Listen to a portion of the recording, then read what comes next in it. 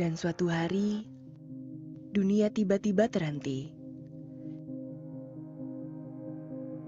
Dan kita mulai melihat segalanya dengan berbeda. Lebih mensyukuri apa yang kita miliki. Kata-kata pembangun semangat, waktu bersama sahabat, hingga pelukan erat dari orang terdekat. Meskipun dunia terhenti, masih ada orang yang terus bergerak, berusaha memulihkan dunia dengan penuh pengorbanan, rela berpisah dari keluarga, bekerja tanpa kenal lelah demi menyembuhkan dunia. Mereka berkata, perlahan-lahan keadaan akan kembali seperti dahulu, dan kita percaya bahwa segalanya akan menjadi lebih baik. Terima kasih dari kami. Salam hormat kepada seluruh tenaga kesehatan atas dedikasi muliamu. Karena saat dunia terhenti, Engkaulah yang terus bergerak. Atas nama seluruh keluarga PNG Health Indonesia, terima kasih.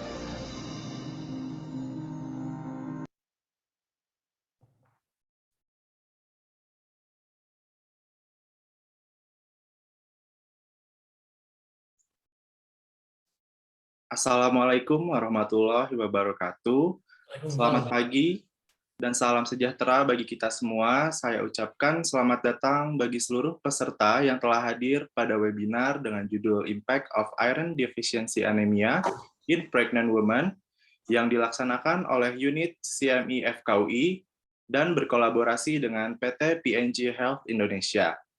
Perkenalkan, saya Dr. Hadin Abdurrahman. Pada kesempatan kali ini, saya akan memandu jalannya webinar hingga selesai.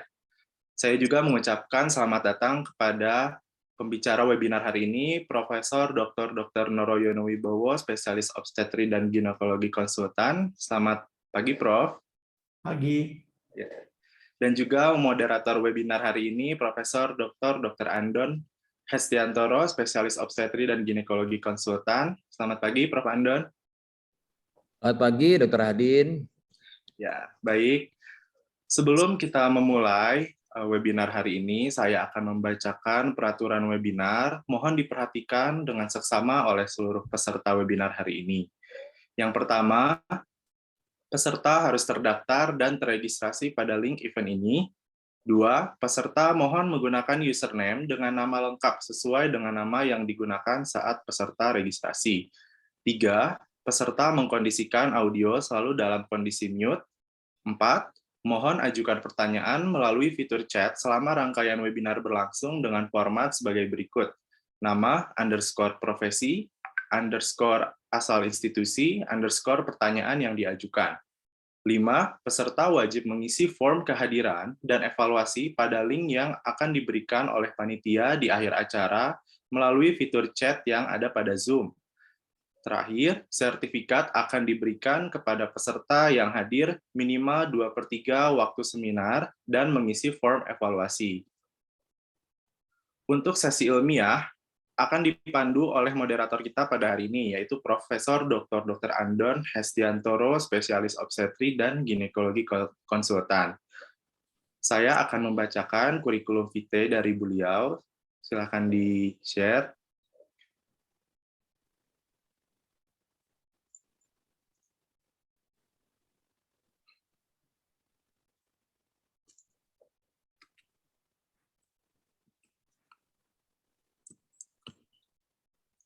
Baik, berikut adalah kurikulum vitae dari moderator kita hari ini.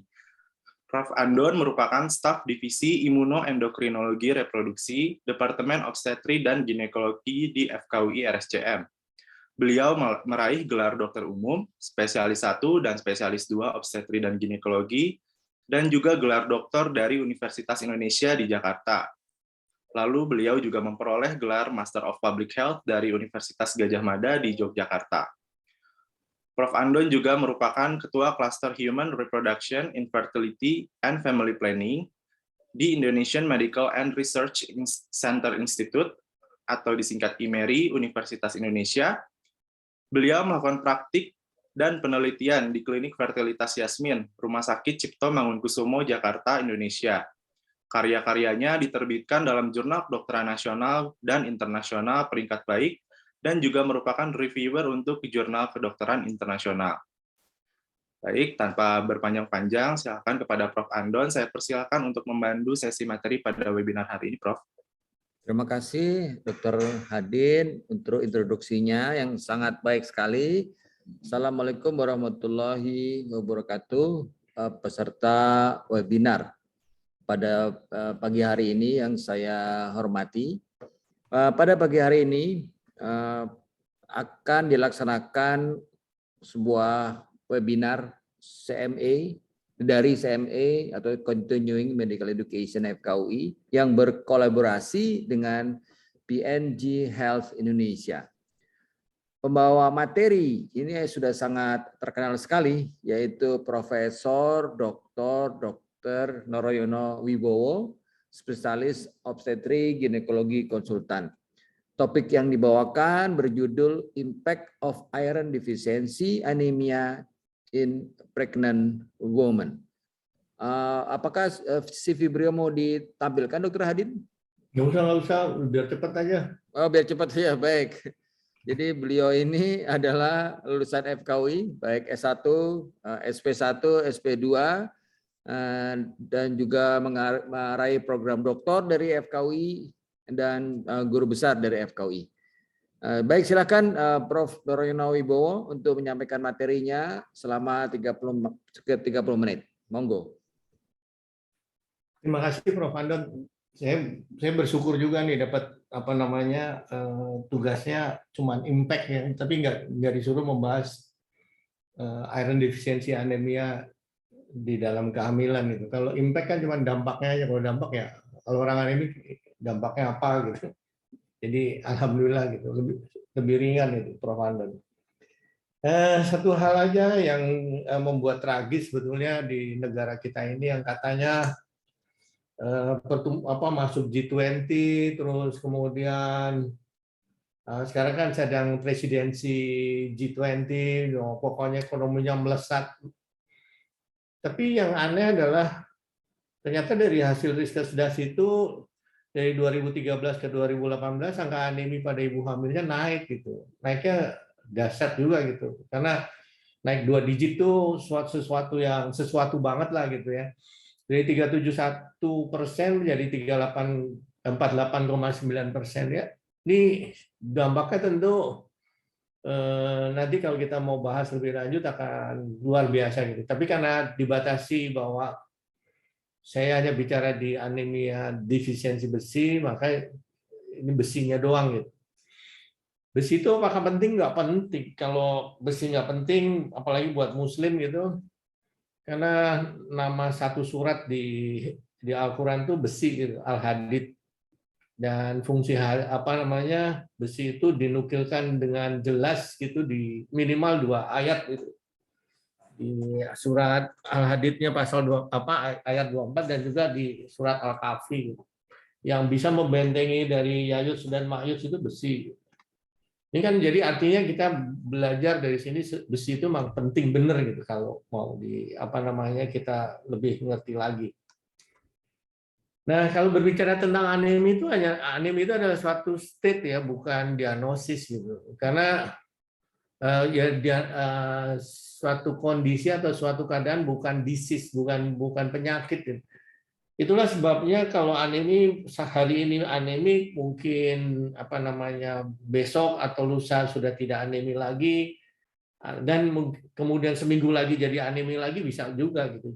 Jadi karena anemi itu adalah suatu state gitu, bukan suatu disease, jadi bukan disease entity gitu.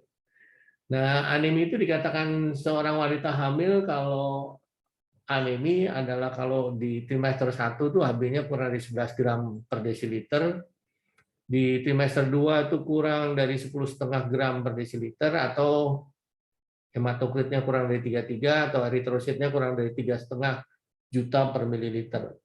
Jadi kita paham dulu nih bahwa anemi itu state, jadi berubah-ubah terus, kapanpun akan berubah. Karena pada dasarnya setiap detik tubuh kita itu membentuk sekitar 2,3 juta eritrosit gitu. Jadi bisa bayangkan betapa pembentukan eritrosit itu luar biasa banyaknya itu.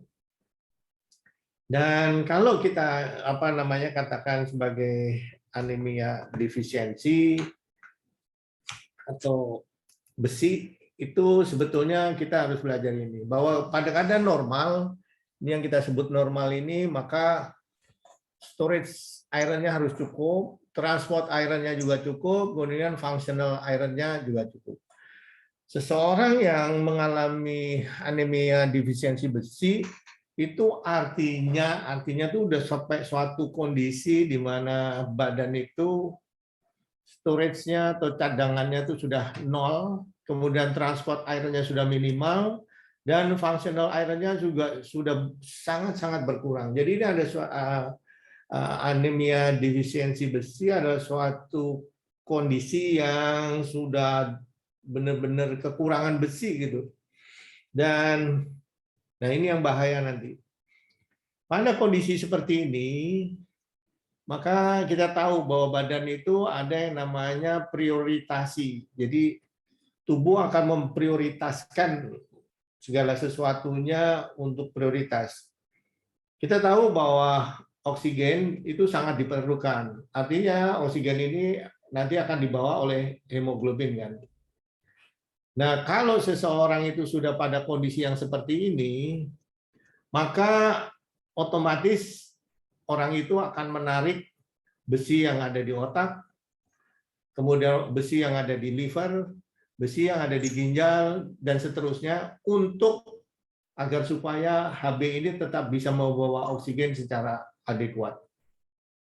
Itulah yang kenapa pada titik iron defisiensi anemia atau orang yang kekurangan besi pada kondisi yang sudah luar biasa ini, dia biasanya kalau mikir susah gitu, atau kalau bahasa Betawinya bolot gitu. Kenapa? Karena kita tahu besi itu salah satu fungsinya adalah sebagai neurotransmitter. Jadi kalau dia kekurangan besi karena ada prioritasi dari tubuh itu untuk mencukupi oksigen, yang kalau oksigen itu kurang maka bubar semua gitu ya.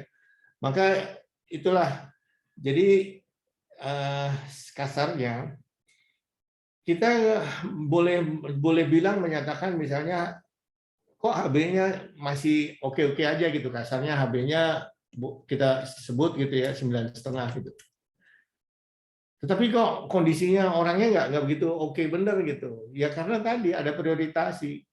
HB ini ditunjang dengan kontribusi besi dari otak ditarik untuk membentuk eritrosit, hati juga mendonasikan besinya, demikian juga ginjal dan sebagainya mendonasikan besinya agar supaya HB ini walaupun kurang, tetapi dia masih saturasinya oke gitu, atau dia masih bisa mendonasikan oksigennya adekuat. Inilah yang kemudian kalau kita berdealing dengan anemia defisiensi besi menjadi sulit itu untuk mereplace atau memperbaikinya. Kenapa? Karena kita tahu ini untuk memperbaiki storage, kita kalau pada anemia defisiensi itu harus memperbaiki storage-nya ini. Kita juga harus memperbaiki transport iron-nya. Kita juga harus memperbaiki functional iron-nya. Nggak bisa cuman nanti menjadi tidak anemi, nggak bisa begitu. Kalau cuman asal tidak anemi ya relatif mudah, tetapi yang sulit adalah ini memperbaiki ketiga komponen mulai dari storage, kemudian transport, kemudian juga functional. Karena ini sangat penting. Yang kalau kita cuman berbicara HB atau anemi atau tidak anemi, paling mungkin adalah di sini nih. Cuman di fungsional. Belum tentu dia sebetulnya transport maupun storage iron-nya adekuat. Nah, untuk menyatakan seseorang itu absolutely iron deficiency apabila satu ferritinnya kurang dari 30 nanogram per mililiter, ini debatable. Karena ada beberapa negara yang menggunakan angka 14, ada yang menggunakan angka 30, ada yang menggunakan angka 50 dan seterusnya. Tapi saya menukil satu kepustakaan yang menyatakan ini. Atau boleh jadi variety-nya antara 30 sampai 100, tetapi transferin saturasinya sudah kurang dari 20% pada kondisi inflamasi, yaitu dengan C-reaktif protein lebih dari 5 mg per liter. Ini kita sebut sebagai absolute iron deficiency. Nah, kalau kemudian setelah absolute iron deficiency Hb-nya kurang tadi dari 11 atau kurang dari 10,5, baru kita sebut dianya sebagai anemia defisiensi besi. Kita bisa lihat di sini bahwa untuk storage misalnya itu batasannya adalah 50 nanogram. Artinya kalau kita belum bisa mencapai kadar 50 nanogram, maka sebetulnya iron storage-nya belum. Nah, ini belum ngomong fungsional, belum ngomong juga tadi yang kita sebut dengan di atas ini transport iron-nya. Kita agak sulit menghitung transport iron sebetulnya. Nah, apakah prevalensi iron deficiency anemia ini besar, sangat besar gitu? Secara umum, secara global gitu seluruh dunia, pada general population itu anemia defisiensi besi cukup besar gitu ya, 12,2%. Sedangkan pada wanita hamil itu mencapai 38%. Ini angka dunia ya. Kalau Indonesia 48,9 ya, kalau dunia aja 38, Indonesia 48,9 kan kita boleh berkilah gitu. Memang ya wajar lah gitu. Namanya juga Indonesia kan gitu. Nah, dampaknya apa sih nanti? Besi ini fungsinya sangat luar biasa gitu. Tadi kita berbicara cuman di red blood cell gitu. Padahal dia mempunyai kemampuan untuk membuat neutrofil itu berkemampuan untuk mempunyai kapasitas untuk membunuh bakteri. Kemudian eosinofil itu juga kemampuan untuk membasmi parasit. Kemudian makrofag itu agar tetap dia polarisasi antara M1 M2-nya stabil gitu. Kemudian di T-cell-nya dia juga berfungsi sebagai proliferator dan polarisasi. Kemudian nah yang jelek ini nih. Nanti kalau kita mau memberikan besi itu harus waspada karena besi ini juga sebagai growth factor untuk bakteri gitu. Sedangkan pada otot ini sangat penting untuk mioglobin dan juga pada reaksi Oxpos itu, sehingga laktat yang dihasilkan pada saat kontraksi itu menjadi menjadi terkendali gitu. Sedangkan kita tahu bahwa pada neuron besi ini sebagai neurotransmitter gitu, dan juga dia berperan aktif pada mielinisasi. Jadi besi itu sangat luar biasa gitu. Perannya hampir semua reaksi di dalam tubuh kita membutuhkan besi gitu. Dan ini secara klinis sudah dibuktikan gitu. Bahwa orang-orang yang mengalami heart failure itu 50% akan mengalami defisiensi besi gitu. Kemudian pada iron bowel disease ya jelas saja ya, kalau irritable bowel disease itu jelas akan bermasalah dengan besinya karena kita tahu bahwa irritable bowel disease itu inflamasi di enterocyte-nya cukup tinggi sehingga dia akan meningkatkan hepsidin, dan kita tahu bahwa hepsidin itu sebagai regulator untuk absorpsi besi, maka tentunya ini juga bermasalah.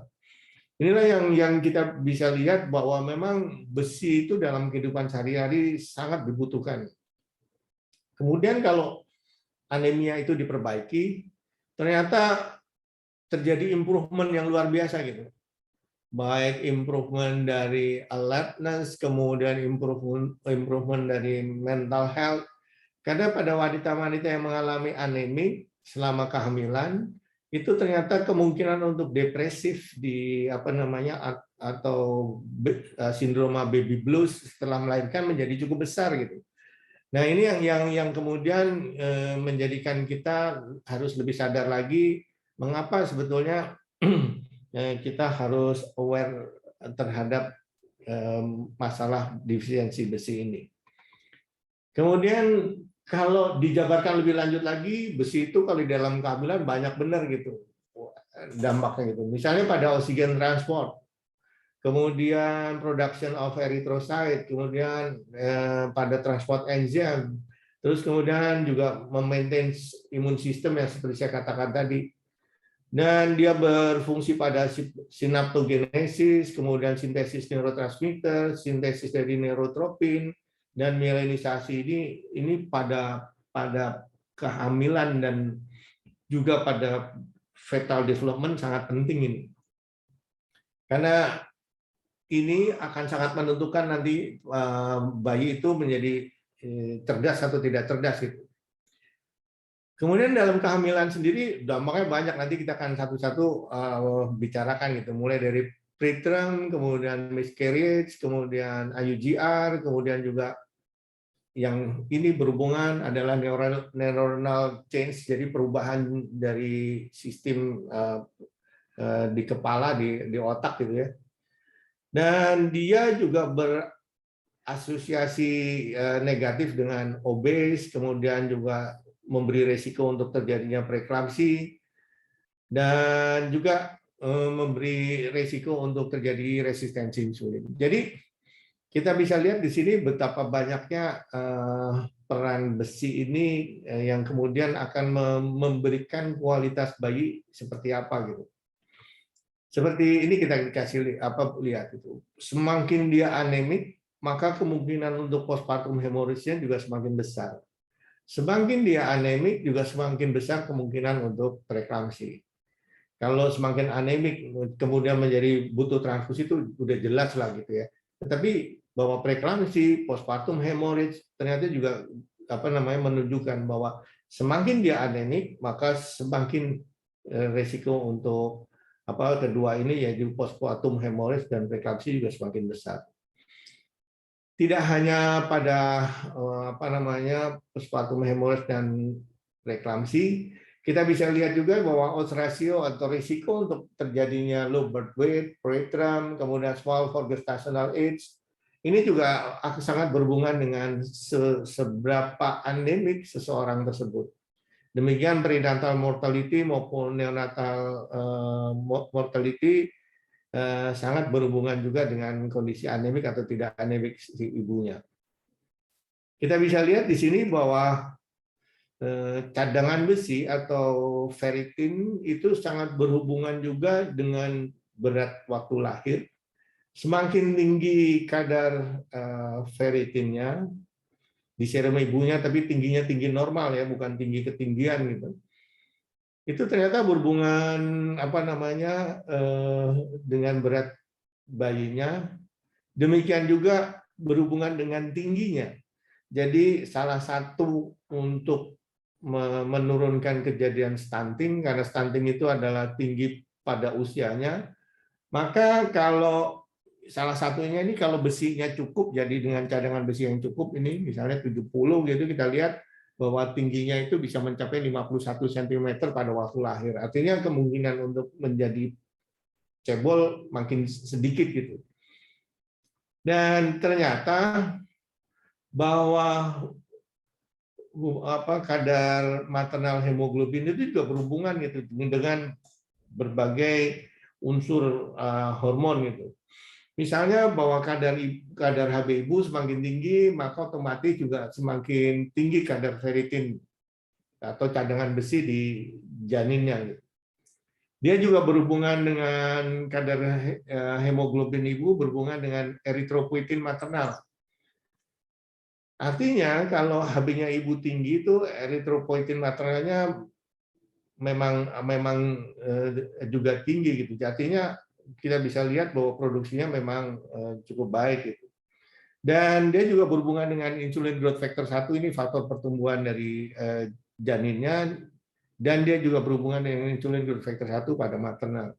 Jadi kita bisa memprediksi gitu, kalau Hb-nya rendah ya kemungkinan bayinya juga akan kemungkinan kecil juga menjadi lebih besar gitu. Dan kita bisa lihat gitu bahwa semakin apa namanya ibunya itu anemik gitu, maka bisa jadi nanti beratnya juga semakin rendah gitu. Kita bisa lihat di sini pada ibu-ibu yang kadar hemoglobinnya 10 sampai 11 gitu ya, neonatal birth weight-nya menjadi kurang lebih sekitar 3 kiloan gitu. Dan kalau dia menurun menjadi 8 sampai 9, maka otomatis berat bayinya juga semakin menurun. Inilah yang kemudian menjadikan kita sadar, walaupun seolah-olah pada kadar yang adekuat, kita bisa lihat di sini apa namanya kadar si bayinya itu juga mempunyai kemungkinan hemoglobin yang adekuat.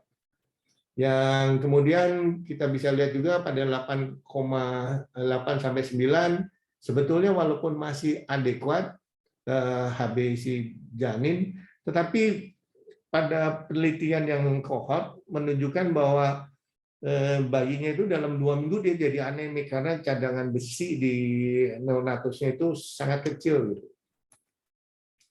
Ini juga kembali lagi bagaimana membandingkan antara kadar ibu-ibu yang anemik dengan yang tidak, menunjukkan bahwa pada bayinya terjadi relatif kekurangan cadangan besi, dan juga kita bisa lihat bahwa serum eritropoietin untuk pada pasien-pasien yang mengalami anemik itu meningkat karena dia berusaha untuk mengkompensasi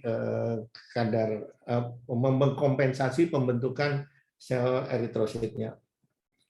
Dan kita lihat ini ada penelitian yang cukup baik lah kalau menurut saya di Bandung, bahwa pada ibu-ibu yang di trimester 1 itu kadar ferritinnya cukup, sebetulnya 27,23 itu buat orang Indonesia atau ibu-ibu Indonesia lumayan ya, nggak rendah-rendah amat gitu. Tetapi dari penelitiannya Agustina ini menunjukkan bahwa kalau kadarnya kurang dari 27,23 itu mempunyai kemungkinan untuk resiko anemi pada trimester 3 menjadi 3 kali lipat gitu. Nah, ini juga menarik bahwa kita harus waspada gitu pada awal-awal kehamilan itu. Maka kalau mamanya kita menjumpai ibu-ibu yang kekurangan ini, kita akan segera untuk melakukan terapi gitu. Yang dibandingkan kalau kadar ini, maaf ya, ini salah, ini harusnya lebih gitu ya. Dibandingkan kalau ferritinnya lebih dari 30 nanogram. Nah, ini kemudian besi itu juga berhubungan juga dengan berbagai kemungkinan untuk kemampuan dari neutrofil, kemudian antibakterisida yang seperti saya katakan tadi, kemudian juga limfosit, kemudian juga menurunkan produksi di makrofag, yang kemudian dia akan shifting ke makrofag tipe 2. Kalau makrofag tipe 1 kan lebih banyak kepada inflamasi, dan seterusnya gitu. Jadi di sini begitu kita bisa lihat bahwa fungsi besi itu begitu banyak ya gitu. Nah, ini yang kemudian menjadi concern kita gitu, sebetulnya concern yang luar biasa kalau menurut saya. Bahwa angka rata-rata IQ orang Indonesia itu cuma 89 gitu. Artinya kalau kita bisa lihat di sini bahwa ternyata kita kalau lihat gitu, kita nggak usah bangga-bangga amat ya, rata-rata tuh 89. Artinya kalau dibanding sama orang Down syndrome yang rata-rata 79, IQ-nya cuma 10 poin di atasnya gitu. Jadi saya gitu nggak pinter-pinter amat, dan ternyata juga kita ranking di 42 gitu dari seluruh negara yang ada di dunia gitu. Dan itu terbukti bahwa hasil paten kita masih sedikit, kemudian juga tiap hari tawuran melulu, ribut di medsos dan sebagainya itu karena kecerdasannya memang lumayan parah gitu orang Indonesia. Dan ini sebetulnya harus disadari bahwa pada masa kehamilan itu adalah brain time gitu. Artinya dalam kehamilan dan anak-anak itu kalau kita tidak mengisi otak ini bayi ini dengan baik dan benar, maka rusaklah bayi dan bayi tersebut gitu. Kita tahu bahwa pada kehamilan itu organ yang paling besar dibentuk oleh janin itu adalah otak dan paling berat juga gitu. Berat otak pada 40 minggu itu rata-rata 400 gram. Bandingkan dengan ginjal yang cuma 30 gram, atau jantung yang paling banter beratnya itu juga sekitar 30-an gram. Jadi ini memang otak itu superior betul gitu. Dan karena memang kehendak Allah juga bahwa nanti yang dihisap itu kan pikirannya gitu. Kalau dia nggak bisa mikir ya nggak dihisap lagi. Dan kita tahu bahwa besi ini bermain sangat luar biasa gitu ya pada pembentukan dari pembentukan otak tersebut. Dia berperan utamanya pada 2 titik yang utama yaitu mielinisasi dan metabolisme dan sebetulnya juga neurotransmitter gitu. Dan nanti kita bisa lihat di sini bahwa mielinisasi itu sangat ditentukan oleh jumlah besi. Kemudian yang tidak kalah penting adalah juga kalau mielinisasi ini tidak berhasil dengan baik, maka kemungkinan besar seperti ini di sini ini akan terjadi defek gitu. Karena kita tahu bahwa ini harus myelin sheath ini harus terbungkus dengan baik. Maka apa yang ditransmisikan dari perifer ke otak dan kemudian otak ke perifer, kalau ada bocoran ini maka neurotransmitternya ini atau pesannya ini akan bocor. Dan kalau bocor begini maka otomatis persepsi akan kacau. Inilah yang kemudian salah satunya bahwa besi juga berperan untuk pada autis gitu, maupun juga pada kondisi-kondisi kelainan behavior lainnya gitu. Nah kalau mamanya ini tidak terbungkus baik itulah yang kemudian akan menyebabkan tadi adanya bocoran-bocoran dari transmisi neurotransmitter. Dan kita bisa lihat bahwa besi ini berperan pada waktu pembentukan otak tuh di 3 stage utama gitu. Yang pertama adalah besi itu berperan pada metabolic dan structural development gitu. Jadi kita bisa bayangkan bahwa kalau dia sangat berperan pada metabolik dan struktural, maka otomatis fungsinya sangat dominan gitu. Yang berikutnya adalah pada mielinisasi dan kemudian juga neurotransmitter yang seperti saya katakan tadi. Jadi inilah mengapa kita sebetulnya bisa riset gitu juga ya di kedokteran itu. Kalau anak-anak yang pinter itu atau yang nilainya banyak A gitu kita periksa aja gitu. Kalau mahasiswa itu nanti kadar ferritinnya ternyata rendah-rendah, ya jangan ngarepin berprestasi gitu kasarnya. Tapi kalau kadar ferritinnya tanpa inflamasi udah 100 atau lebih dari 150 gitu, dan masih di bawah 200, kita bisa berharap gitu bahwa dia akan mempunyai durabilitas untuk bekerja yang lebih tinggi, dan kemampuan untuk berpikir juga lebih baik, dan juga kemampuan untuk menganalisa sesuatu juga akan lebih baik. Walaupun tentunya diperlukan unsur-unsur lain seperti B12, zinc, iodin, folic acid maupun kolin dan sebagainya. Dan kita bisa lihat di sini pada iron deficiency akan berperan secara langsung pada hipokampus itu melalui metabolisme neuronalnya. Kemudian dia akan mengaktifasi hypoxic inducible factor 1 alpha. Kita tahu bahwa hypoxic inducible factor 1 alpha ini ada sisi positif, ada sisi negatifnya. Pada saat dia iron deficiency, maka dia lebih banyak keluar akan menginduksi sisi negatifnya. Dan kita tahu defisiensi besi ini juga di hipokampus akan berhubungan dengan gene expression, sehingga dia secara indirect akan memengaruhi brain neuron development development factor, yang kalau BNDF ini mengalami defisiensi, tentunya pembentukan otaknya juga bermasalah gitu. Dan kita tahu bahwa besi juga sangat berperan pada mTOR signaling. Kita tahu mTOR signaling ini adalah suatu regulator untuk memasukkan berbagai unsur nutrisi, baik itu dari sisi protein, lipid maupun karbohidrat. Utamanya sih memang karbohidrat gitu. Tapi kita tahu bahwa yang lainnya pun akan diregulasi oleh mTOR ini. Dan yang tidak kalah penting adalah besi ini juga nanti berperan pada reaksi Vanden-Hebernese di mitokondria yang akan menyediakan ATP di sel. Jadi dengan dicukupinya ATP di sel, maka sel itu akan tetap bugar dan struktur dari dinding selnya akan tetap terjaga, sehingga dia akan berperan dengan baik. Sedangkan pada ekstra hipokampal, besi ini akan bersinergi dengan tiroid hormon. Kita tahu bahwa tiroid itu adalah tirosin. Tirosin itu adalah suatu bagian dari hormon yang sangat dominan pada hampir semua reaksi, karena kita tahu ada tirosin kinase. Maka kalau besi ini kekurangan, kerja dari tirosin kinase itu juga bermasalah. Dan pada ekstra hipokampal juga, kembali lagi bahwa iron defisiensi itu sangat berhubungan dengan myelinisasi dan dopamin.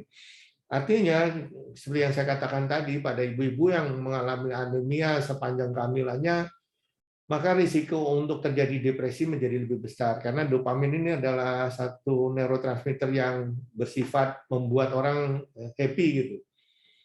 Nah, inilah yang kemudian menjadikan kalau ada masalah di iron deficiency ini, maka akan memberi reaksi pada acute deficit, akan terjadi masalah pada struktur dan elektrofisiologi dari behavior. Sedangkan kalau dia persisten defisitnya, maka selain struktur, maka elektrofisiologi dan learning dan memorinya jadi bermasalah gitu. Inilah yang kemudian kalau kita sadari bahwa dengan angka anemi yang naik dari 37 menjadi 48,9 itu, sebetulnya ada sesuatu yang membayang-bayangi itu. Kalau ini nggak segera diatasi, maka yang diharapkan pada 2030 sampai 2045 itu terjadi bonus demografi, maka malah kita akan berurusan dengan defisit demografi. Artinya manusianya makin besar, tapi kebergantungan support itu menjadi semakin besar gitu. Artinya bukan semakin sejahtera, tetapi juga semakin terpuruk negeri kita. Gitu. Nah ini mohon maaf Prabowo, 2 menit lagi. Ya, sebentar, ini 2 menit juga selesai, Prof. Andon. Jadi ini beberapa efek maternal iron deficiency pada neural development bisa kita lihat gini. Semakin severe aneminya, maka kemungkinan kerusakannya juga semakin jelas gitu. Nah inilah yang kemudian saya katakan tadi, bahwa anemi juga ternyata berperan untuk human capital index. Dan kita tahu bahwa human capital index kita masih jauh gitu dari average dari ASEAN aja. ASEAN itu 0,59, kita masih 0,53, kemarin 2020 naik jadi 0,54. Ini sebetulnya juga cuma nakal-nakalannya Indonesia aja, karena yang mengusulkan human capital index ini adalah Indonesia gitu. Jadi human capital index ini adalah mengukur modal manusia yang diharapkan dapat dicapai seorang anak yang lahir hingga pada ulang tahunnya yang ke-18. Sehingga dengan human capital index yang adekuat itu diharapkan si anak ini yang baru lahir itu probabilitas untuk meneruskan pendidikan dan juga pelatihannya apakah adekuat atau tidak, sehingga dia menjadi tenaga kerja yang terampil di kemudian harinya. Tetapi ada tetapi, yang naik pada human capital index pada tahun 2024 yang naik cuma 0,01 itu, ternyata yang naik cuma komponen kesehatan, artinya karena ada BPJS dan sebagainya, maka komponen yang tadinya nilainya 0,66 menjadi 0,72. Sedangkan komponen survival turun gitu 0,01. Yang lebih sedih lagi ini durasi waktu sekolah turun dari 7,9 menjadi 7,8 gitu. Artinya ya walaupun ada peningkatan 0,01 sebetulnya kalau waktu sekolahnya dan kemudian survivalnya turun ya rada bias gitu angkanya. Dan kemudian sebetulnya Human Capital Index itu kan mau quote by quote menggeser Human Development Index itu. Nah ternyata Human Development Index kita nggak pernah naik gitu, selalu di 0,718 dan ini cilakanya yang kalau ekstrim gitu dibandingkan dengan Palestina, Indonesia nggak lebih tinggi gitu. Baik angka harapan hidup, pendidikan, harapan hidup di Palestina itu 2 tahun lebih tinggi dibanding Indonesia. Padahal tiap hari dibom Israel. Kemudian pendidikannya itu juga 2 tahun lebih tinggi dari Indonesia gitu. Nah ini ada suatu fenomena yang harus kita sebetulnya bersama-sama selesaikan gitu. Dan salah satu yang berperan adalah tadi anemia dan kemudian diantaranya anemia defisiensi besi. Saya rasa itu aja Prof. Andon yang bisa saya sampaikan. Terima kasih. Terima kasih banyak Kak Prof. Bowo untuk paparannya yang sangat lengkap, detail, dan bermanfaat, serta membuka wawasan kita semua. Baik, untuk para peserta webinar sekalian, silakan menyampaikan pertanyaan di chat. Ini ada beberapa pertanyaan yang sudah disampaikan nih Prof. Bowo. Pertanyaan dari Aisyah Astari dan Indira Laksmita ini hampir sama. Assalamualaikum Prof. Bowo, izin bertanya. Kalau pada ibu talasemia minor, HB-nya nggak pernah nyampe normal, bagaimana dampaknya dengan janinnya dan bagaimana suplementasi besi untuk ibunya? Nah itu pertanyaannya Prof. Bowo. Ya, pertama talasemia minor ini kan harus dibagi dulu talasemia minornya apa ya, alfa atau beta. Terus kemudian kalau alfa terus terang itu memang berat, HB-nya nggak pernah bisa normal. Sedangkan talasemia beta kemungkinan untuk normal besar, terutama talasemia beta yang ringan ya. Pada talasemia beta yang berat juga memang aneminya HB-nya tidak akan pernah normal. Pada talasemia alfa walaupun dia anemik, tapi mungkin aja kalau dia karena hemolisisnya sering atau besar gitu, maka tidak tertutup kemungkinan kadar besinya normal. Maka yang harus dijaga pada keadaan talasemia ini kita perlu pertama memeriksa kalau mamanya tadi berhubungan dengan besi, karena kita sekarang membicarakan besi, adalah bagaimana kadar ferritin atau cadangan atau storage dari besi itu cukup enggak. Dan itu kemudian kita lihat juga tadi yang saturasi transferennya juga harus di bawah 20% gitu. Jadi kalau kedua ini ternyata memang masih normal, apalagi juga nanti serum ironnya juga normal sebagai apa namanya transport ironnya juga adekuat, maka pasien itu boleh dibilang quote by quote selama suaminya tidak juga talasemia trait, maka kemungkinan si bayinya juga tanda petik akan tetap normal gitu. Kalau dipertahankan kadar HB-nya yang kemudian kita tahu bahwa HB8 itu adalah batas untuk saturasinya agar tetap di 100% gitu. Saturasi oksigen itu. Jadi kita harus tahu dulu pertama bahwa ternyata badan kita itu sudah membuat buffer yang luar biasa. Yaitu kalau saturasinya di atas pada HB 8 gram per desiliter ke atas itu saturasi bisa tetap 100%. Dan kemudian kita baru berbicara tentang kalau storage ironnya kurang atau cukup gitu. Kalau storage ironnya ternyata cukup walaupun dia talasemik nggak ada masalah.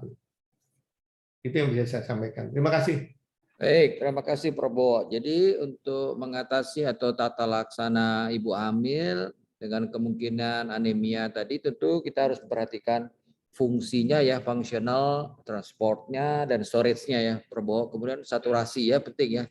Jadi kalau sedikit mundur Prof. Bowo, kalau ibu hamil untuk mencegah anemia sebaiknya sebelum hamil atau sesudah hamil.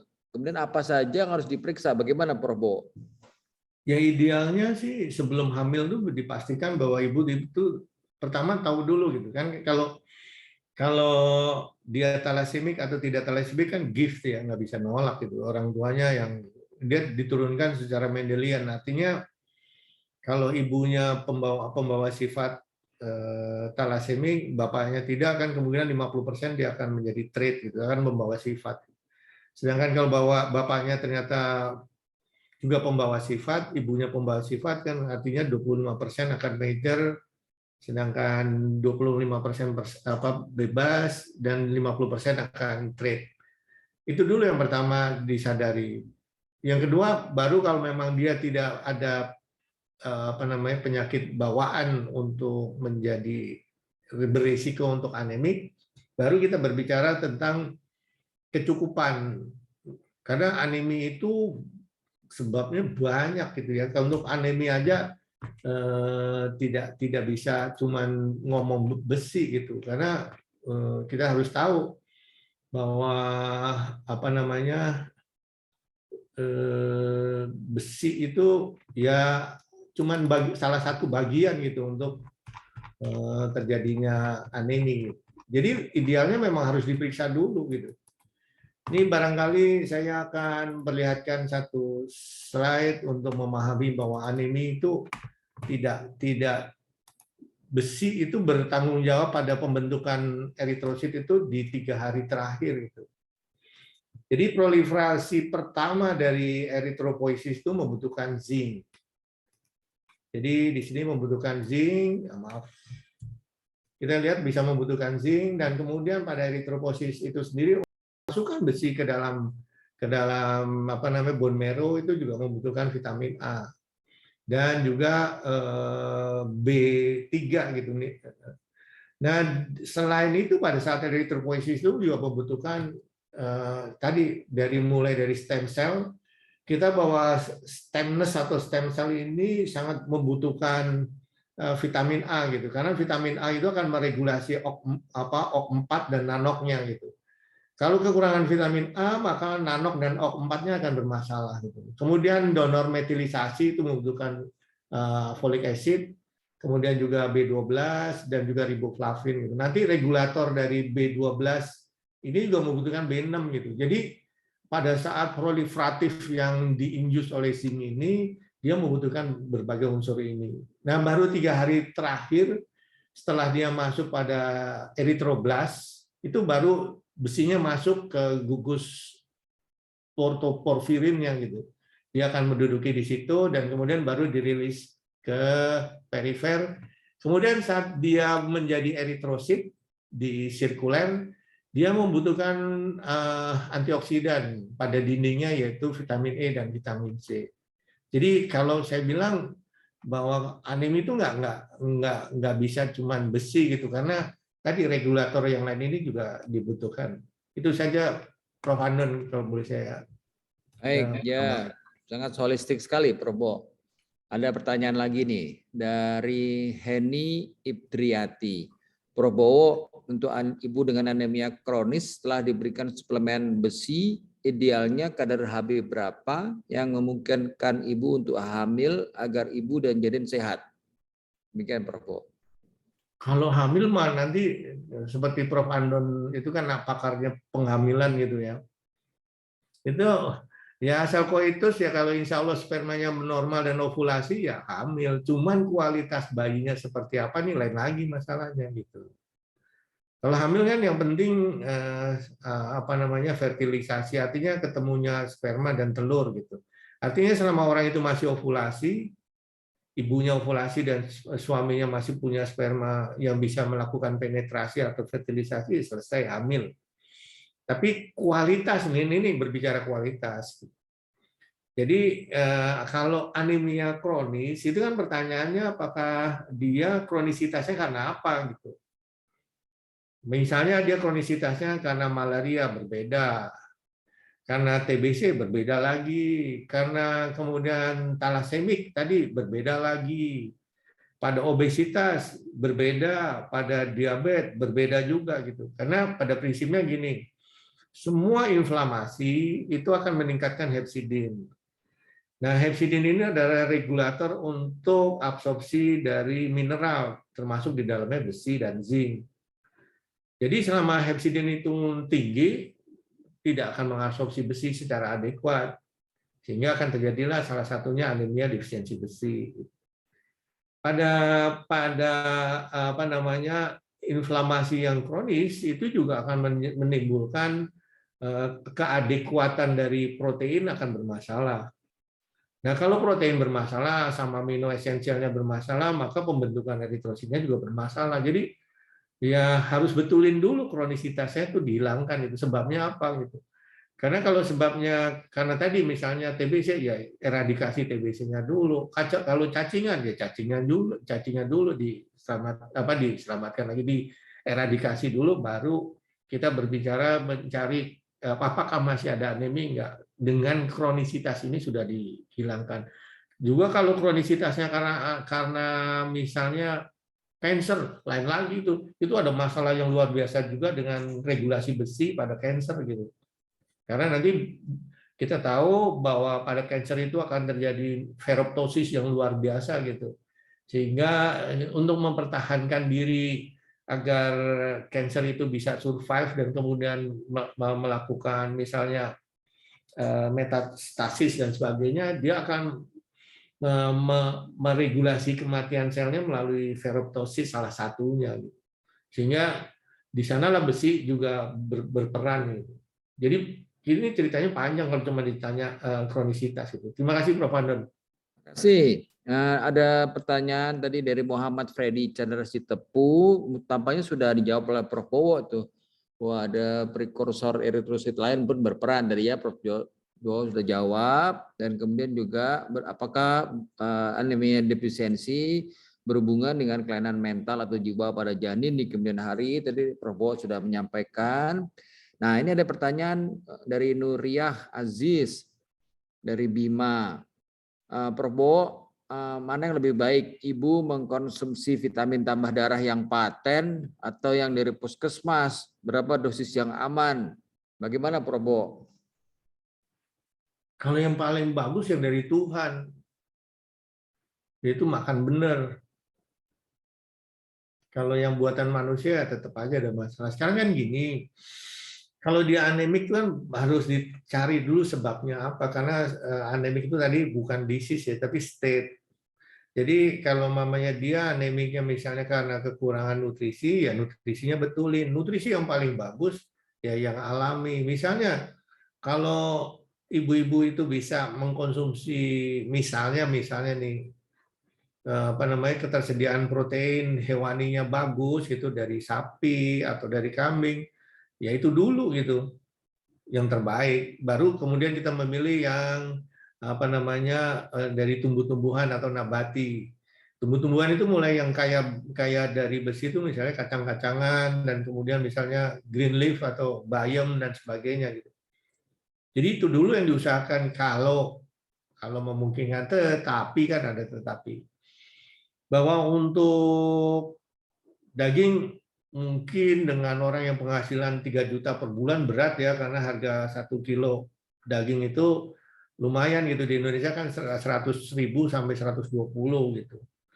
Nah, permasalahannya kalau gajinya 3 juta, kemudian kebutuhan seorang wanita untuk HB-nya terjaga itu kan kebutuhan dagingnya sekitar 200 gram gitu per hari. 200 sampai 300 gram. 200 sampai 300 gram itu bukan sekerat empal apa sekerat ini loh, sekerat rendang.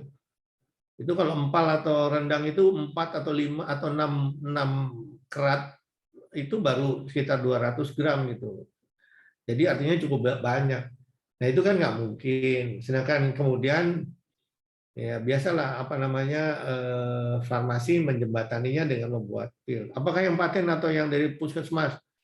Ya kembali lagi bergantung yang paten itu apa, yang dari puskesmas apa. Kan kita berbicara tentang elemental iron gitu. Elemental iron itu kalau dari ferrosulfat itu 1/6-nya, yang elemental ironnya, sedangkan pada fumarat itu 1/3-nya. Jadi kita mau memilih yang mana gitu.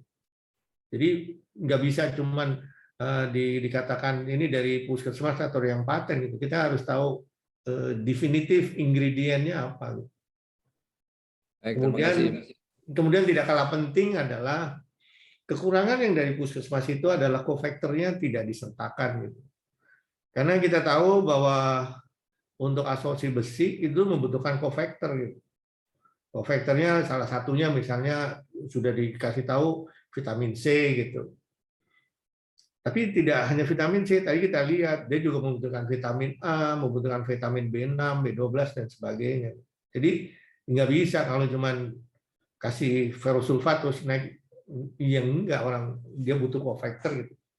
Yang berikutnya adalah ini kalau berbicara lagi nanti, kalau kita berbicara tablet atau juga kapsul atau apapun produk farmasi, adalah solubilitasnya gitu atau degradable-nya. Kalau tablet itu dari mulai ditelan sampai keluar jadi tetap tablet gitu, tidak biodegradable-nya kurang, ya gimana mau diabsorpsi gitu. Diminum tablet, keluar di feses tablet juga, gimana mau diabsorpsi kan? Jadi biodegradable-nya ya. Jadi saya cuma mau mengingatkan betapa bahwa kalau kita berbicara tentang terapi atau suplementasi itu panjang gitu. Terima kasih Prof. Andon. Ya, cukup jelas. Jadi perhatikan komposisi, kofaktor, kemudian biodegradable ya. Jadi minum tablet besi, keluar tablet besi. Menarik sekali. Prabowo, ini ada dari Dr. Putri Wahyu dan Dr. Eri Hizkia. Pertanyaannya, apakah semua ibu hamil perlu tablet atau vitamin tambah darah? Kemudian ini kalau diberi tablet besi dan vitamin C, pasiennya mual. Bagaimana Prabowo mengatasinya? Saya katakan tadi bahwa sebetulnya suplementasi maupun terapi itu nggak perlu kalau nutrisinya cukup atau kecukupan makannya. Cuman dari penelitian yang kita kerjakan di Jakarta, pada trimester 1 itu ternyata defisiensi besi mencapai 70%. Sedangkan di trimester 2 menurun menjadi 59% gitu. Jadi artinya ya gimana ya, apalagi kalau ibu-ibu itu kerja gitu, rumahnya di Bekasi atau di Kerawang gitu, kerja di Jakarta gitu. Berangkat kan jam 5:30. Mana mungkin 5:30 udah masak bener gitu ya. Sampai di Jakarta gitu kerja dan kemudian istirahat untuk makan cuma jam 12 sampai jam 1. Kira-kira gitu dia akan makan properly nggak? Enggak lah, dia makannya paling-paling ketoprak, kalau nggak soto. Yang soto itu cuma lebih banyak airnya daripada dagingnya, dan kemudian dagingnya juga ayam gitu, bukan daging sapi gitu. Dan kalau daging sapi kita bilang tadi kebutuhan per hari kalau mau makan daging itu kan butuhnya sekitar 200 gram. Nggak mungkin lah soto dikasih 200 gram. Kecuali makan steak. Nah kalau makan steak uangnya habis kan gitu permasalahannya jadinya. Jadi kalimatnya apakah butuh atau tidak butuh tergantung dari kecukupan atau asupan makannya per hariannya gimana. Dan berikutnya aktivitasnya.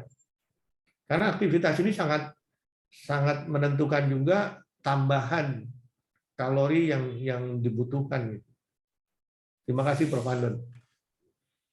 Baik Prabowo. Ya, ini pertanyaan terakhir dari Dr. Fajar, dokter internship. Prabowo izin bertanya. Saya pernah bertemu pasien hamil, kehamilan pertama, usia kehamilan 27-28 minggu dengan HB3. Datang ke IGD, sesak nafas berat. Pertanyaannya, bagaimana prognosis kondisi ibu dan janinnya dengan kondisi anemia berat tersebut, Prof? Terima kasih. Ya tergantung, sekarang HB3 itu karena apa gitu. Kalau HB3 karena dibacok, yang lain lagi ceritanya kan. Tapi kalau HB3 karena memang dia misalnya thalassemia alpha major, ya lain lagi ceritanya. Karena kalau dia ternyata HB3 karena thalassemia alpha mayor, jadi cuma butuh transfusi dan kita meregulasi kelebihan besinya. Tapi besi yang ditransfer ke bayinya baik-baik aja gitu. Dan dia sudah terbiasa dengan hipoksia yang cukup lama, jadi berarti dia bisa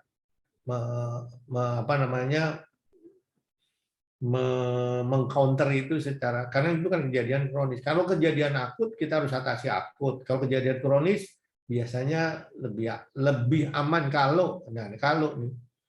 Karena pada talasemia itu kan yang ditakuti adalah toksisitas dari besi, bukan defisiensi besinya gitu. Biasanya pada talasemia alfa gitu kan, dia karena hemolisis besar-besaran, karena 2 rantai globin yang nggak ada, maka dia menjadi lisis, kemudian besinya serum ironnya jadi sangat tinggi, kemudian menjadi toksik. Itu yang apa kita harus cegah gitu. Sedangkan kualitasnya tadi sangat bergantung sebab apa dia menjadi HB3 dan sebelumnya berapa gitu. Kalau sebelumnya 4 jadi 3 ya biasa-biasa aja. Tapi kalau sebelumnya misalnya 14 jadi 3 ya biasanya udah kelenger kan, itu udah perlu intubasi dan sebagainya gitu. Dan kalau keakutan ini bisa diatasi secara akut juga dengan secara cepat gitu, ya insya Allah aman-aman aja. Tetapi harus sadari, pada yang keadaan anemik yang tiba-tiba, terus kita kemudian mau melakukan replacement atau memperbaiki, maka harus kita ingat yang namanya sindroma reperfusi. Sindroma reperfusi itu jauh lebih berbahaya dari kondisi dia misalnya shock atau anemiknya. Karena pada sindroma reperfusi itu akan terjadi radikal bebas yang luar biasa masif yang akan merusak kemana-mana. Nah, pada saat melakukan nanti transfusi dan kemudian memperbaiki saturasi oksigennya dan seterusnya, maka sindroma reperfusi ini harus dihilangkan. Itu aja yang harus disadari. Terima kasih, Prof. Andon. Terima kasih, Prof. Bo. Ya, tampaknya kita sudah pada akhir diskusi, Prof. Bo. Makasih sudah banyak informasi bagi kita semua. Kita sudah banyak belajar dari Prof. Bo. Bagaimana pengaruh atau impact anemia defisiensi pada ibu hamil yang bisa terjadi pada saat kehamilan, baik kehamilan trimester pertama, trimester kedua, dan trimester ketiga, dan juga bahkan pengaruhnya dapat terjadi atau diamati pada bayi yang baru lahir. Tentu tata laksananya bukan hanya menambahkan zat besi, tadi Prof. Bo menambahkan. Jadi perannya untuk menambahkan sesuatu yang lengkap, baik itu adalah multivitamin, vitamin A, vitamin B12, riboflavin, vitamin B6, kemudian asam folat, asam amino esensial, dan kemudian zat-zat nutrien lainnya. Di dalam memilih tentu preparat besi yang diperlukan, tentu perhatikan komposisinya, kofaktornya, dan bagaimana preparat besi ini bisa jadi biodegradable-nya. Dan ya tentu mencegah akan lebih baik daripada mengobati. Demikian ya, Prof. Bo. Semoga bermanfaat untuk semuanya. Terima kasih untuk perhatian teman-teman semua. Saya kembalikan ke Dr. Hadin. Silakan, Dr. Hadin. Ya. Baik, terima kasih banyak untuk Prof. Andon yang telah memandu sesi ilmiah, penyampaian materi, dan diskusi pada hari ini. Saya juga ucapkan terima kasih banyak untuk Prof. Bowo selaku pembicara atas materinya Prof. yang sangat luar biasa dan sangat komprehensif. Sebelum mengakhiri acara hari ini, saya memiliki beberapa pengumuman untuk para peserta yang hadir hari ini. Yang pertama, seluruh peserta wajib mengisi form evaluasi melalui link yang tertera pada layar. Silakan ditampilkan. Linknya adalah bit.ly/evaluasi-webinar-CME22-1. Saya ulang sekali lagi, linknya adalah bit.ly/evaluasi-webinar-CME22-1. Maksimal diisi hari ini pukul 12.30 waktu Indonesia bagian Barat sebagai syarat mendapatkan sertifikat. Linknya sudah tertera di layar masing-masing. Saya ulang sekali lagi, bit.ly/evaluasi webinar CME22-1. Silahkan diisi untuk seluruh peserta. Link juga akan di-share di kolom chat agar peserta lebih mudah untuk menyalin ke browser masing-masing. Selanjutnya, dengan demikian berakhirlah sudah kegiatan webinar dengan topik Impact of Iron Deficiency Anemia in Pregnant Women hari ini. Terima kasih kepada PT PNG Health Indonesia yang telah bekerja sama dengan unit CME FKUI dan telah membantu mendukung terlaksananya webinar pada hari ini.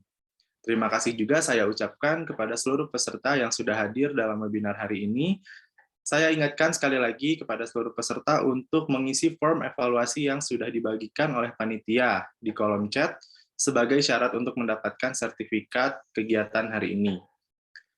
Untuk informasi lebih lanjut mengenai webinar-webinar yang diselenggarakan oleh unit CMF KUI, silakan para peserta untuk mengikuti akun Instagram, Facebook CMF KUI, dan juga bisa subscribe YouTube CMF KUI yang sudah tersedia video-video webinar yang selama ini sudah dilaksanakan oleh CMF KUI. Akhir kata, saya mewakili seluruh panitia pelaksana webinar hari ini, mengucapkan wassalamualaikum warahmatullahi wabarakatuh. Waalaikumsalam warahmatullahi wabarakatuh. Terima kasih Probo, terima kasih Dr. Hadin, Dr. Lois, Amel. Mohon izin ya. Terima kasih Prof. Andon, Prof. Bowo.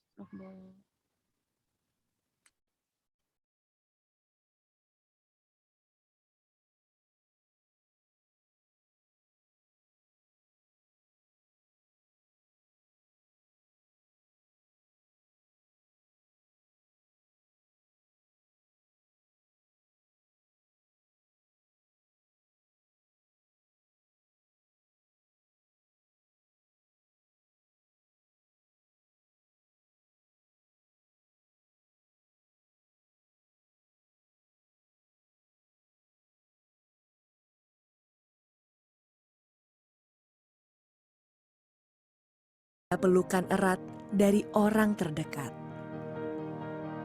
Meskipun dunia terhenti, masih ada orang yang terus bergerak, berusaha memulihkan dunia.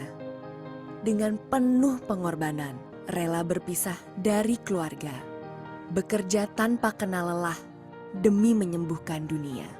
Mereka berkata, perlahan-lahan keadaan akan kembali seperti dahulu, dan kita percaya bahwa segalanya akan menjadi lebih baik.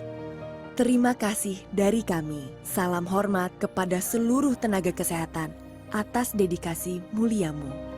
Karena saat dunia terhenti, engkaulah yang terus bergerak. Atas nama seluruh keluarga PNG Health Indonesia, terima kasih.